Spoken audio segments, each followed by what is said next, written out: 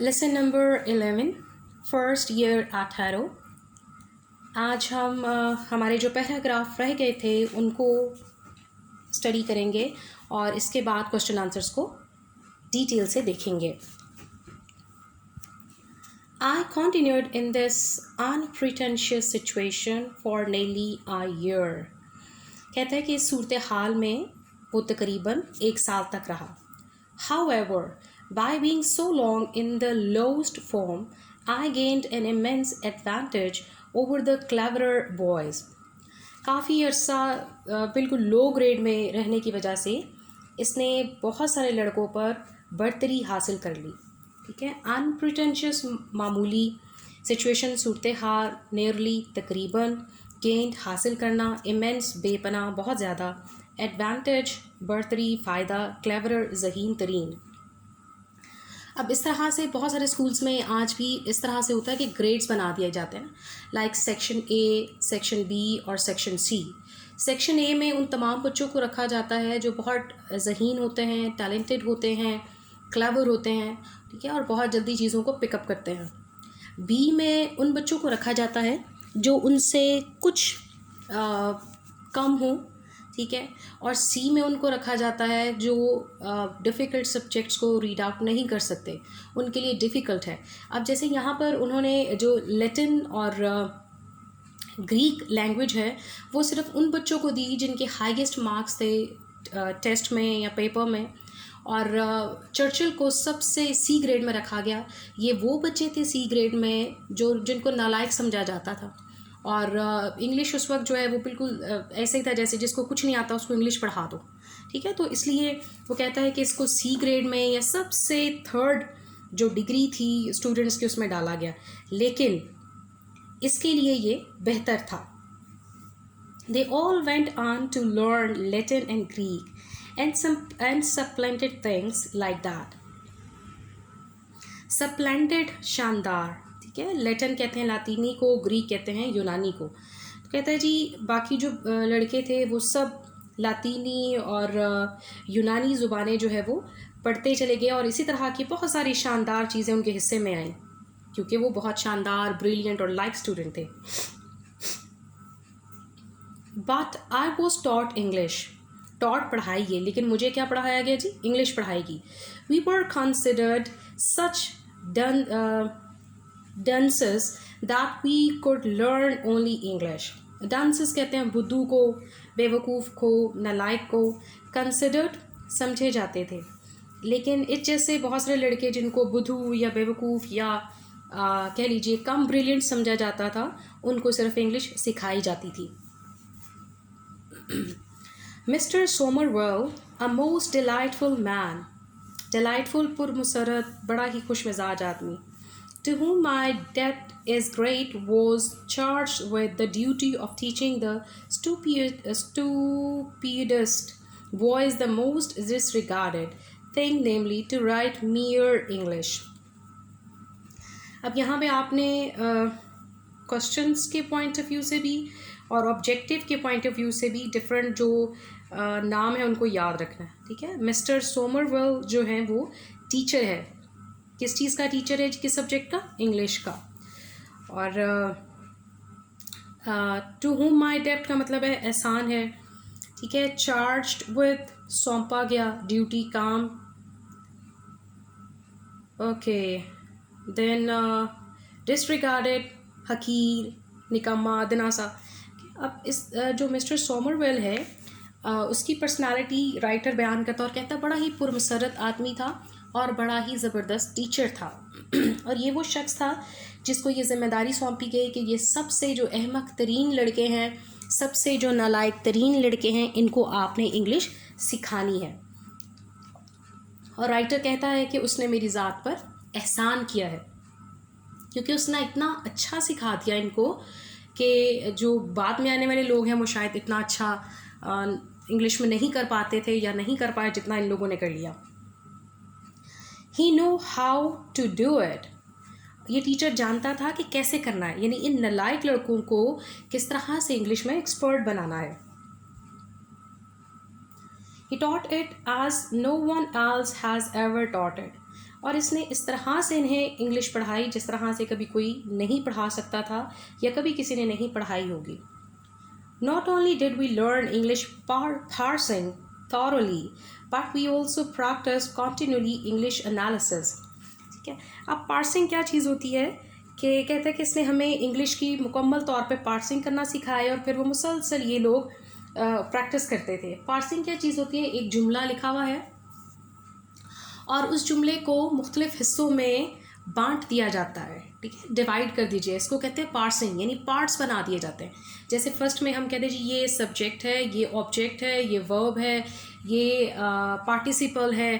ठीक है, ये कंजंक्शन है. तो पार्ट ऑफ स्पीच के हिसाब से एक जुमले को जो डिफरेंट पार्ट्स में डिवाइड कर दिया जाता है उसको पार्सिंग कहते हैं. और फिर वो बार बार इस चीज़ को प्रैक्टिस करते थे. यानी अगर एक जुमला लिखा है तो उसी से मिलते जुलते कोई 8-10 जुमले और बच्चों को कहा जाएगा बनाए भाई.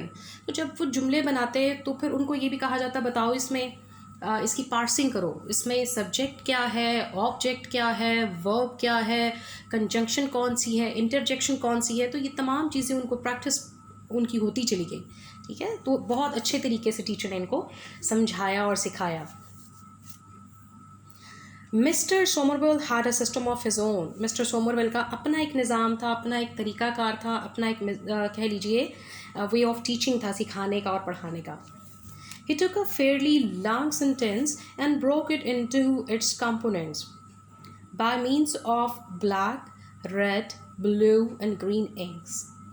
ठीक है, वो क्या करता है, एक बहुत लंबा सा मिस्टर सोमरवेल जो एक लंबा सा सेंटेंस लेता, उसको बोर्ड पे लिखता और उसको मुख्तलिफ कलर के जो मार्कर्स थे उनके साथ लिखता. ठीक है, ब्लैक, रेड, ब्लू और ग्रीन के साथ.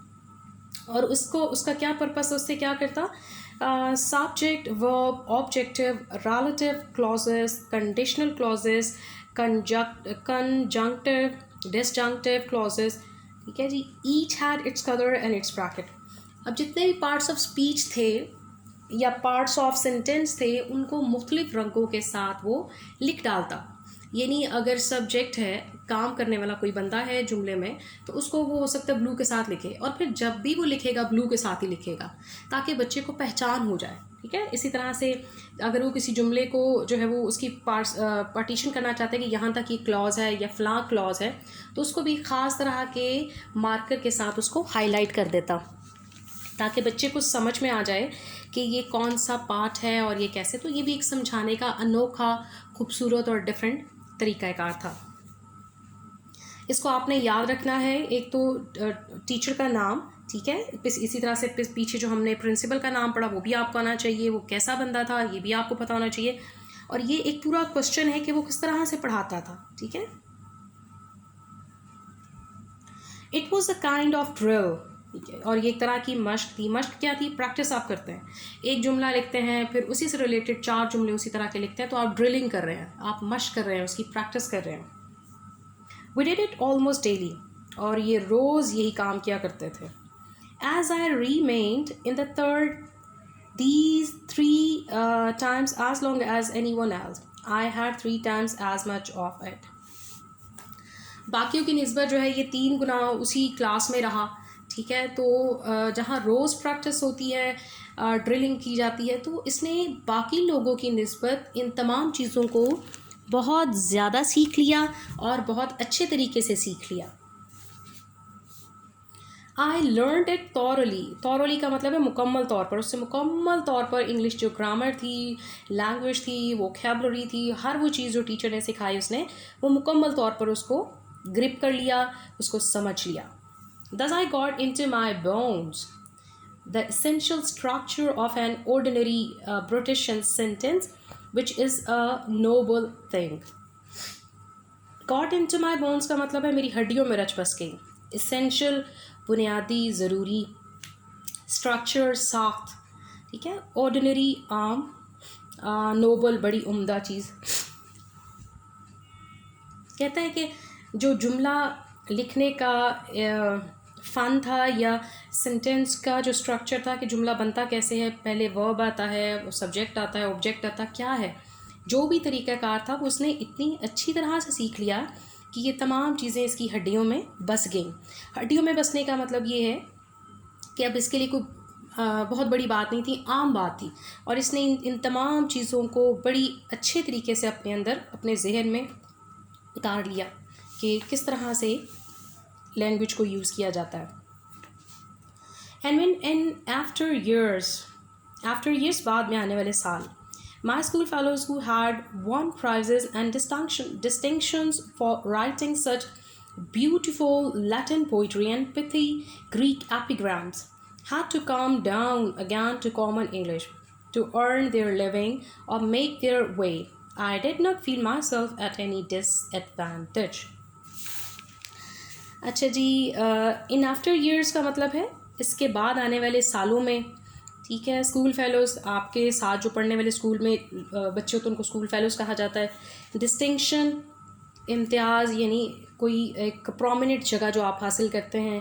पिथी, बहुत ही कह लीजिए कि मायने से भरा हुआ, और किसी बहुत बड़ी चीज़ को छोटे से जुमले में जब आप कवर कर देते तो उसको हम कहते हैं ये बड़ा पिथी सेंटेंस है।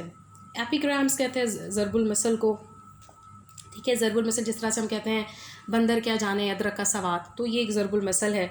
और कम डाउन, लौटना, वापस आना। खामन, आम। अर्न का मतलब है कमाना। लिविंग, रोज़ी। And to make their way का मतलब है तरक्की करना। डिसएडवांटेज, नुकसान। कहता है जी कुछ सालों के बाद क्या हुआ कि इंग्लिश जो है वो ज़ोर पकड़ गई, उसको बहुत ज़्यादा फेम मिलने लगा, इम्पोर्टेंस मिलने लगी। तो अब इंग्लिश जो है वो एक अहम ज़ुबान बन चुकी है, अहम ज़रूरत है, इंटरनेशनल लैंग्वेज है। अगर किसी को रोज़ी कमानी है, रोटी कमानी है, अपना घर चलाना है, तो उसको लैंग्वेज आनी चाहिए। और कौन सी लैंग्वेज आनी चाहिए? इंग्लिश। तो वो लड़के जो कि बड़े मुश्किल से सेंटेंसेस लिखा करते थे ग्रीक और लैटिन में, और जनाब उन्हें बड़े इनामात मिले और उन्हें बड़ी पजीराई मिली कि वाह वाह वाह वाह क्या बात है, ये तो फर्स्ट ग्रेड के स्टूडेंट्स हैं। सारा का सारा उनका जो होमवर्क था लैटिन और ग्रीक में वो मल्टीप्लाई हो गया ज़ीरो के साथ, ठीक है। अब यहाँ पर ऐसा हुआ कि जो राइटर है चर्चिल जो है वो ऊपर आ गया और सारे के सारे लड़के नीचे चले गए, क्योंकि जिनको ग्रीक और लैटिन आती है उनको इंग्लिश तो नहीं आती। तो अब उनको दोबारा से वापस मुड़ के इंग्लिश की तरफ आना पड़ा और इंग्लिश सीखनी पड़ी, क्योंकि उन्हें नौकरियां चाहिए थी, उन्हें रोज़गार चाहिए था, उन्हें अपने बच्चे पालने थे, उन्हें अपना घर चलाना था। Naturally, I am biased in favor of boys learning English.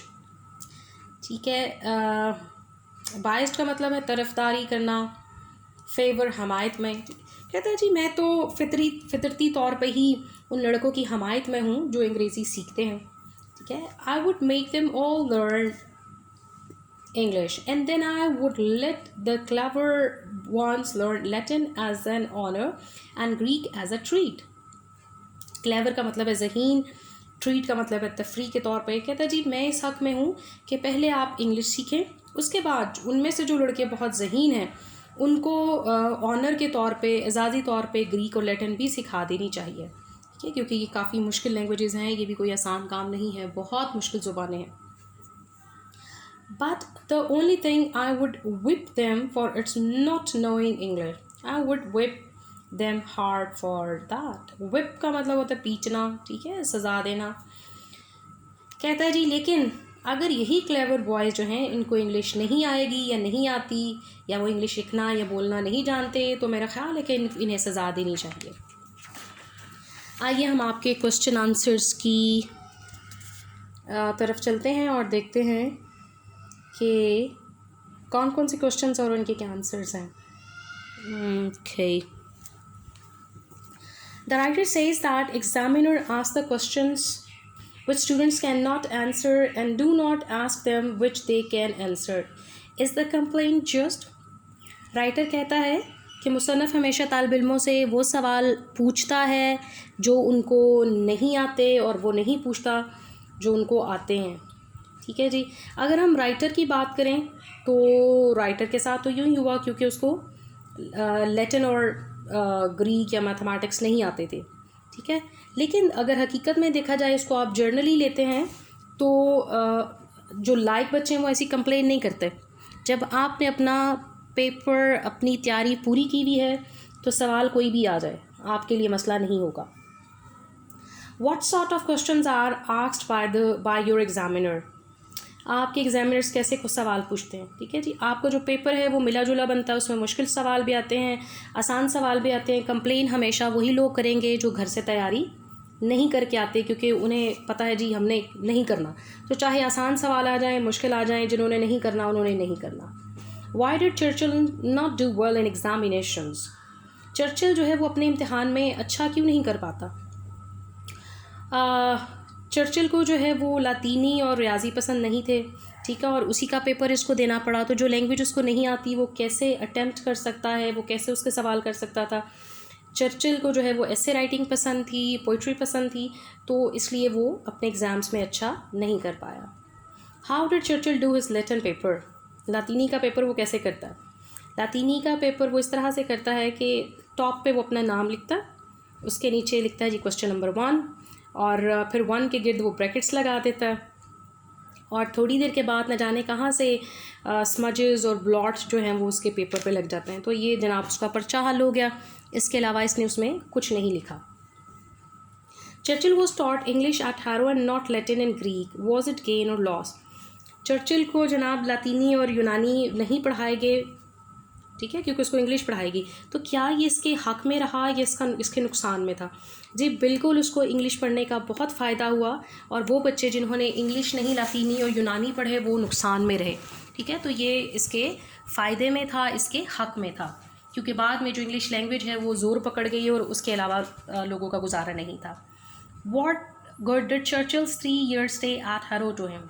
Churchill के जो 3 साल उसने वहाँ गुजारे उसको क्या फ़ायदा हुआ? उसको बहुत फ़ायदा हुआ, उसकी जो ग्रिप है वो इंग्लिश पे बहुत मजबूत हो गई, ठीक है, और उसने तमाम चीज़ों को बड़ी खूबसूरती से अपनी हड्डियों के अंदर उतार लिया, और अब उसको किसी भी चीज़ में प्रॉब्लम नहीं थी। How did the knowledge of English and stand Churchill in good stead after years? किस तरह से अंग्रेज़ी का जो इल्म है वो उसको बाद में अच्छा मकाम दिलाता है? वो कहता है कि ओके, उसको अमली ज़िंदगी में कोई प्रॉब्लम नहीं आई, ठीक है, वो एक कामयाब इंसान बना रहा, ना रोज़गार कमाने में प्रॉब्लम थी ना किसी और में, और वह एक कामयाब सियासतदान भी बन गया, ठीक है, क्योंकि उसकी जो स्टडी है वो किसी तरह से भी कमतर नहीं थी। राइट एन अप्रिसिएशन और criticism of Churchill's view in regard to the study of Latin, Greek and English and their value in earning a living. लातीनी, यूनानी और अंग्रेज़ी के मुताले और रोज़गार कमाने में इनकी अहमियत के बारे में चर्चिल के ख़यालात बताएं भाई। ओके जी, इंग्लिश बैनुल अक़वामी लैंग्वेज बन चुकी है, ठीक है, और ज़िंदगी के तमाम मामलात को समझने के लिए इंग्लिश बहुत ज़रूरी है। इसकी निस्बत जो लातीनी और यूनानी ज़ुबानें हैं अब उनका कोई भी वजूद नहीं है और ना ही उनकी कोई इम्पॉर्टेंस है। तो यहाँ पर जो चीज़ इम्पॉर्टेंट है वो ये है कि इंग्लिश लैंग्वेज जो है वो राइटर के लिए बहुत फ़ायदेमंद साबित हुई, और ये इसको बहुत फ़ायदा रहा, ठीक है जी। एक और क्वेश्चन हम देखते हैं, how did mister Somervell teach English? किस तरह से पढ़ाता था? तो मैंने आपको बताया वो डिफरेंट इंक्स यूज़ करता है, ब्लू, ब्लैक, ग्रीन, और उनकी मदद से वो बच्चों को सेंटेंस स्ट्रक्चर सिखाता है कि सब्जेक्ट कौन सा है, वर्ब कौन सा है, ऑब्जेक्ट कौन सा है, रिलेटिव क्लॉसेस कौन सी हैं, ठीक है, डिस्जंक्टिव क्लॉसेस कौन सी हैं। तो इनकी मदद से वो तमाम जो सेंटेंस स्ट्रक्चर है और बाकी जो लैंग्वेज की ज़रूरियात है उनको वो सिखाता है। तो बड़े ही डिफरेंट अंदाज में वो बच्चों को ये तमाम चीज़ें सिखाता है। What sort of man was headmaster at Harrow? Headmaster जो है वो हैरो का कैसा था? राइटर कहता है कि वो एक ज़हीन आदमी था, इसने कुछ भी पेपर में नहीं किया, उसके बावजूद उसने जान लिया कि चर्चिल जो है वो एक ज़हीन लड़का है और इसको अपने स्कूल में दाखिला ज़रूर देना चाहिए, लिहाजा उसने उसको दाखिला दिया। और सबसे अहम बात यह है कि जो हेडमास्टर है वो चीज़ों को सतही तौर पर नहीं देखता, बल्कि वो चीज़ों को जो है वो चीज़ों की गहराई में जाके उनको देखता है। अब बज़ाहिर अगर देखा जाए तो उसने पेपर में कुछ भी नहीं किया, ठीक है, स्मजेस लगा दिए, ब्लॉट लगा दिए, कुछ भी नहीं लिखा हुआ, लेकिन उसके बावजूद भी वो समझता है कि ये टैलेंटेड है और उसको दाखिला मिलना चाहिए, और हेडमास्टर का फ़ैसला जो है वो ठीक रहा। Thank you very much. हम नेक्स्ट चैप्टर के साथ नेक्स्ट वीडियो में मिलेंगे।